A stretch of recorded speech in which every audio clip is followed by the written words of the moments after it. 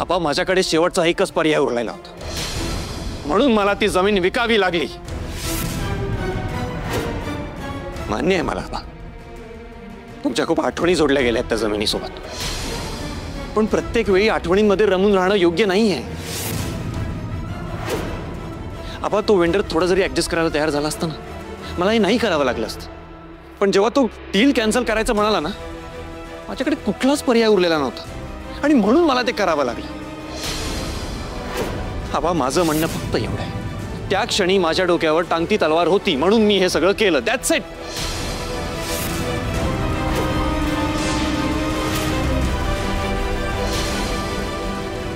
तुझ्या डोक्यावर टांगती तलवार होती तर या आबाला येऊन एकदा विचारावं असं नाही वाटलं तुला? मला कधी कधी प्रश्न पडतो तुझ्या वागण्याचा की आपण नेमकं कोण आहोत एकमेकांचे। मी नेमका तुझा कोण लागतो रे? कारण तुझ्या लेखी माझ्या मनाला काही किंमत नाहीये, तुला मला काही सांगावंसं वाटत नाही, विचारावंसं वाटत नाही। एकदा येऊन मला बोलला असतास ना हे सगळं, हा लॉस झाला नसता।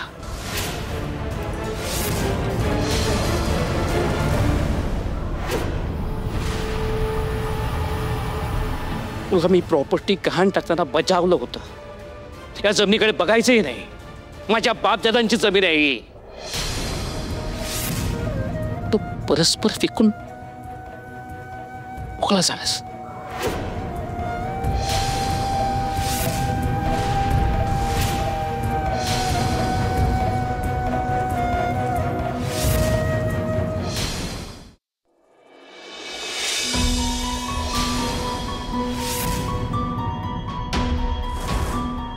माफ कर,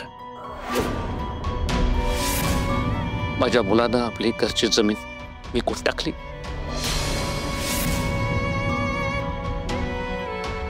त्यामध्ये तुमचाही हक्क होता, तुमचाही वाटा होता, त्यानं ती जमीन विकून टाकली।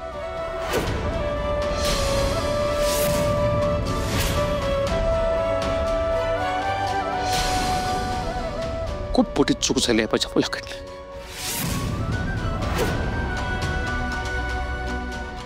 त्याला तुम्हाला जी काही शिक्षा द्यायची ती तुम्ही देऊ शकता, मी मध्ये नाही पडणार। एवढी चांगली संधी मिळालीये, पण ही बाई आता काय करेल कोणास ठाऊक। आई, इंद्राला एमडी पदावरून बाजूला करून मला तिथे बसवायला सांग।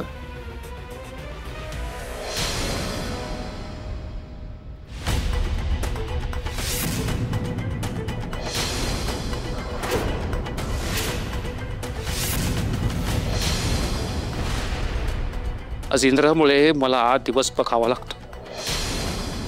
मी तर कधीही माफ करू शकत, कधीही माफ करू शकत, कधीही माफ करू शकत, कधीही माफ करू शकत।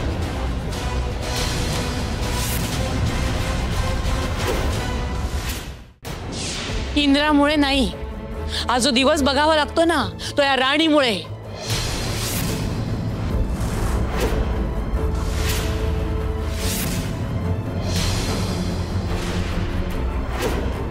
याच पांढऱ्या पायाची हिने जर का तो लग्नाआधी संप केला नसता ना तर आज ही वेळ आलीच नसती। खरं तर ना तिथूनच या सगळ्याची सुरुवात झाली आहे। अहो या घरात आल्यापासून ना काही ना काहीतरी चुकीचंच घडतंय, त्यामुळे हे जे सगळं झालंय ना याला कोण जबाबदार असेल तर एकमेव ही राणी आहे।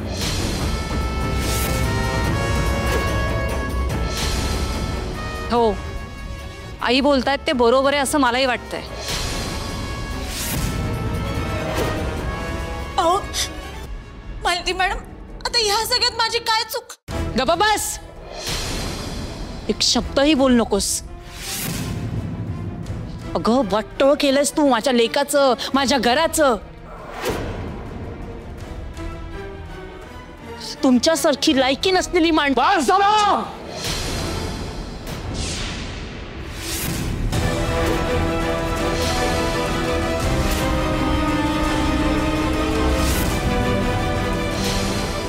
बस बस.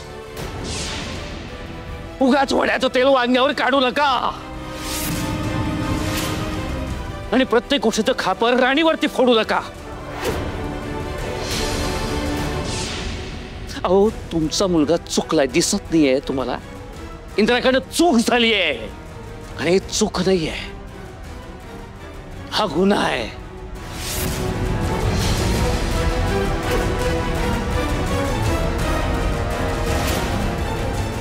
आणि जर का हा गुन्हा तुझ्याकडून परत परत होणार असेल तर मलाही विचार करावा लागेल.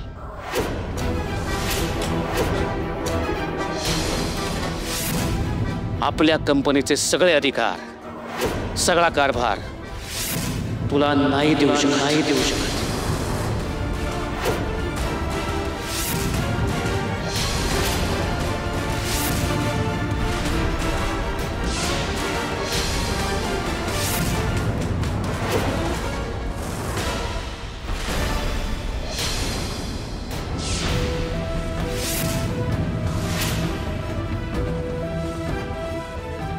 अहो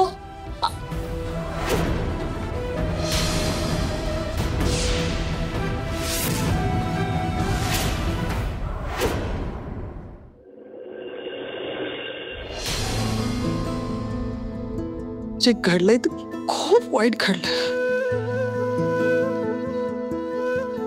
असं घडलं नको होतं. हो नाही, तुम्हालाही असंच वाटतंय ना?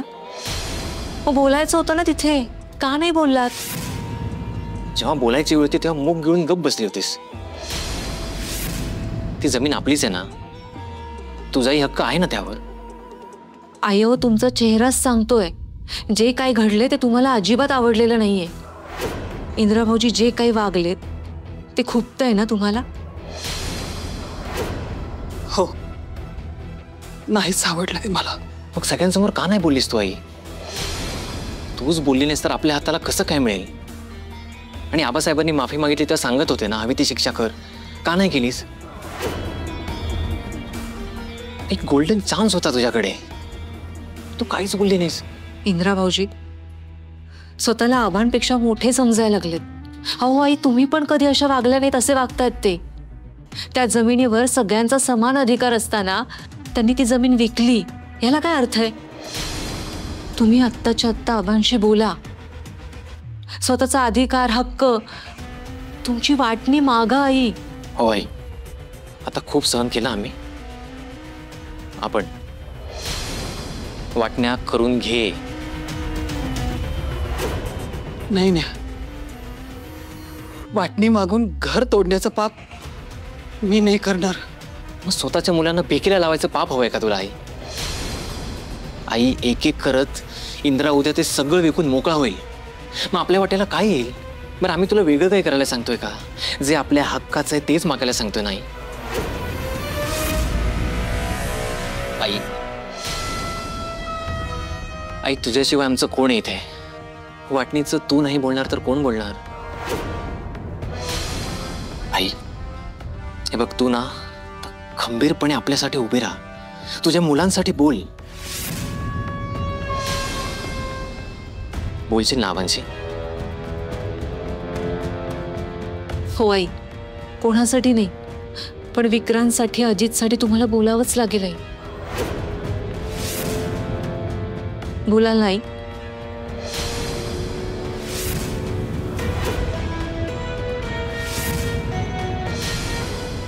हा, आई जा, तू आत्ताच आबांशी बोलाय. जा जा आई. हो, बोलते.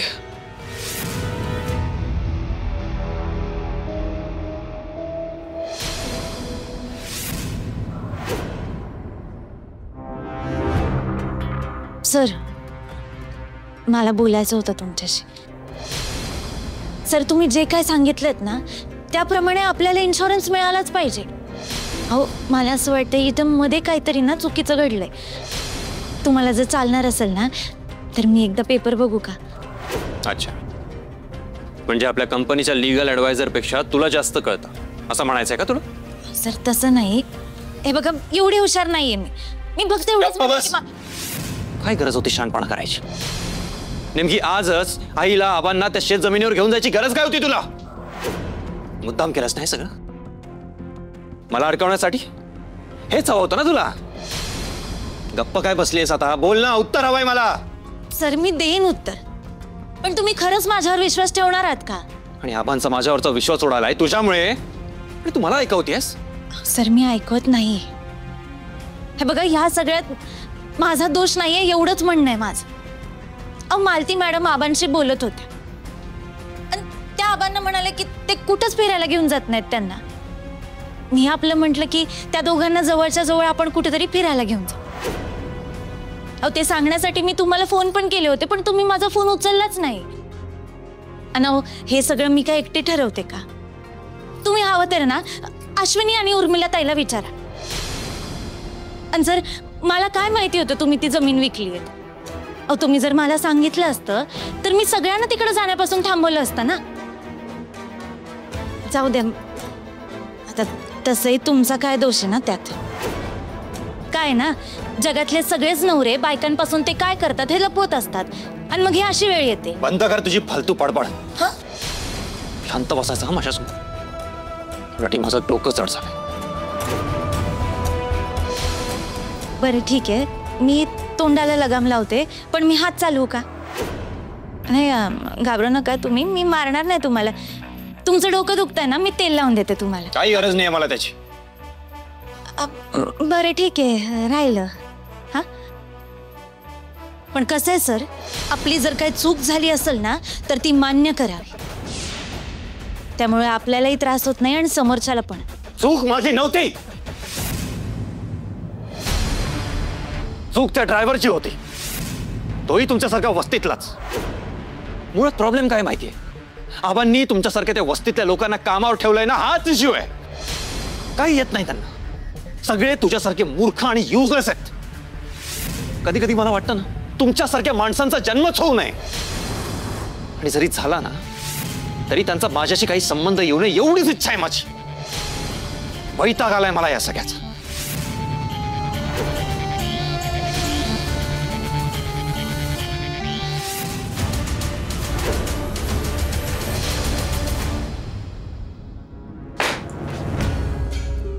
हो, शांत व्हा ना, नका उगाच चिडचिड करून घेऊ. शून्याचा एकच वागलाय, पण नका त्याला पाठीशी घालू. अडचण तशी आली म्हणून तसा वागला ना तो. त्यावेळेला त्याला दुसरं काही नसेल सुचलं. तुमच्या इतकी समज नाही हो त्यात.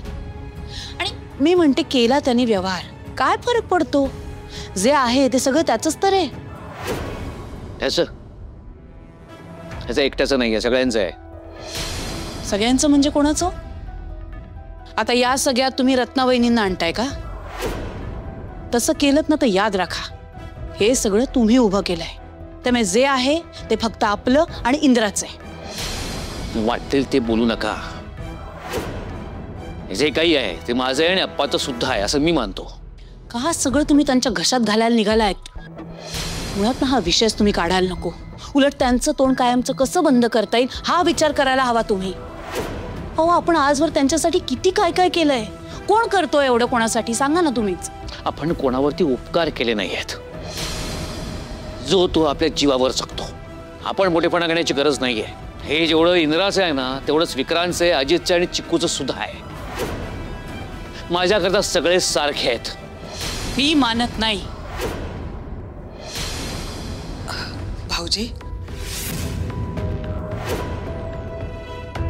वहिनी या. बोला वहिनी.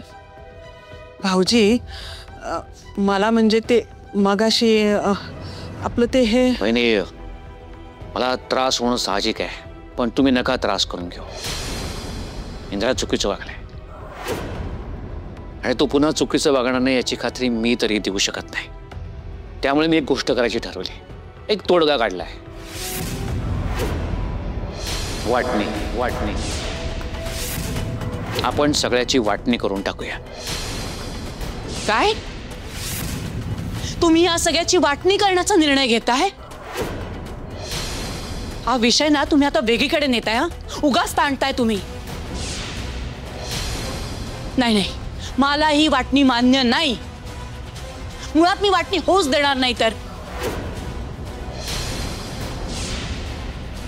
विक्रांत, मालती, उर्मिला, अजित,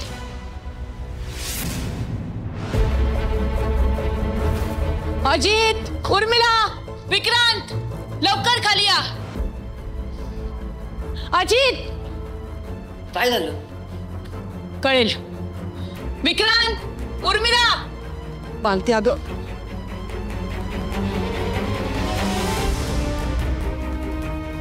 मला तुम्ही तिघांनी एक गोष्ट अगदी खरेपणाने सांगा.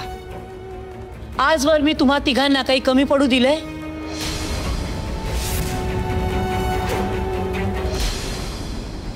तुमच्यात आणि माझ्या इंद्रामध्ये कधी फरक केलाय? नाही काकी, कधीच नाही. पण तुम्ही असं का विचारताय? उर्मिला, तुला मी माझी सून म्हणून कधीच वागवलं नाही. नेहमी माझ्या मुलीसारखीच वागणूक देत आली ना, हो ना? हो आई, मी तर तुम्हाला आईच म्हणते ना. मग मला सांग, स्वतःच्याच आईला कोणी घराचे हिस्से करायला सांगतं का?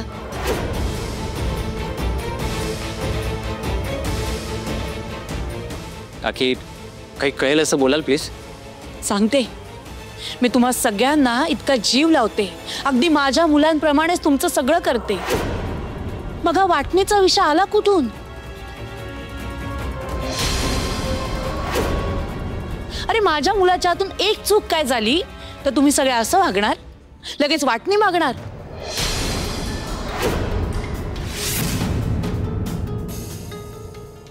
कोणी काढला हा विषय? मी तर एका शब्दाने बोललो नाही. हो ना आई. अहो, माझ्या मनात तर हे असलं कधी पाप येणार पण नाही. वाटणी वगैरे म्हणजे.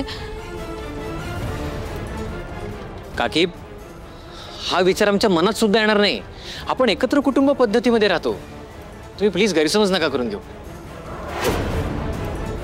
हो ना? मग समजावा तुमच्या आबांना.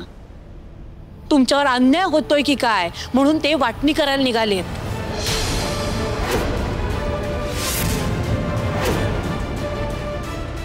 काय? आबांनी स्वतःहून वाटणीचा विषय काढला? हो, स्वतःहून बोलले.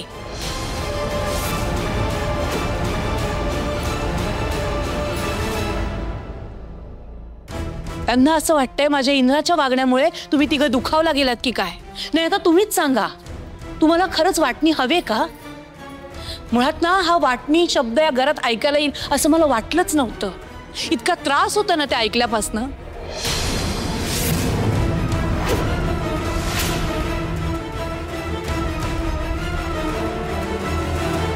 समजावा तुमच्या आबांना. आता तुम्हीच काय ते ठरवा.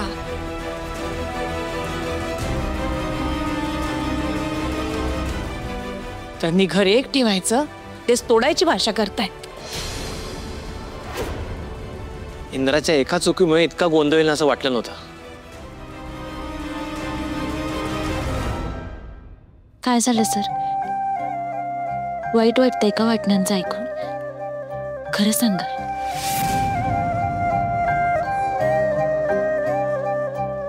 सर, तुम्ही बोलून दाखवत नसाल तरी तुमच्या डोळ्यात दिसतंय तुम्ही दुखावले गेलात. इंद्राकडनं चूक झाली, पुन्हा ती चूक होता कामा नये. त्यामुळे वाटण्या करणंच बरोबर ठरेल. नाहीतर तो ह्यांच्याही ईशाचं हिरावून घेईल.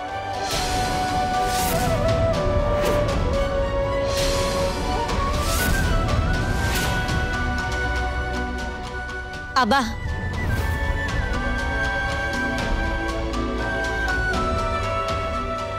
इंद्रजित सर एवढे वाईट नाहीयेत. माझा पूर्ण विश्वास आहे त्यांच्यावर. आणि त्यांनी हे जे काय केलंय ना ते चांगला विचार करतच केला असेल. आबा, तुम्ही म्हणता तसं त्यांच्या मनात काहीच वाईट नाही. इंद्रजित सरांनी कर्ज घेतलं असेल, पण आज ना उद्या ते कर्ज फेडून महाडिक इंडस्ट्रीला नंबर 1 वर नेतील हे नक्की. आबा,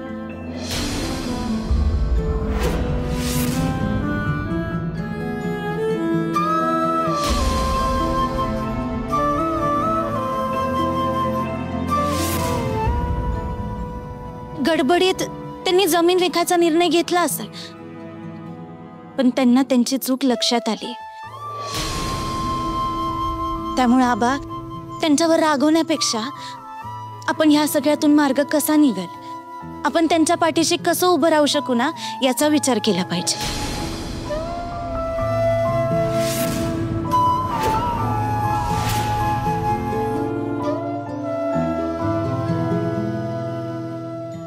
मी तुमच्या सोबत आहे सर.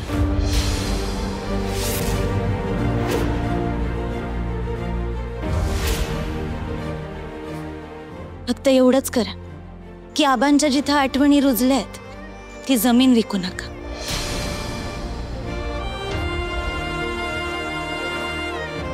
अहो, आबांसाठी ती जमीन जपा. सर, आपल्या बापजाद्यांनी त्यांच्या जमिनी आपल्या हातात विकण्यासाठी नाही दिल्या तो.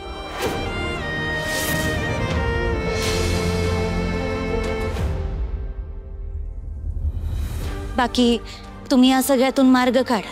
हे घर तुटू देणार नाही. या घरातला आनंद कायम टिकवून ठेवाल ही खात्री आहे मला.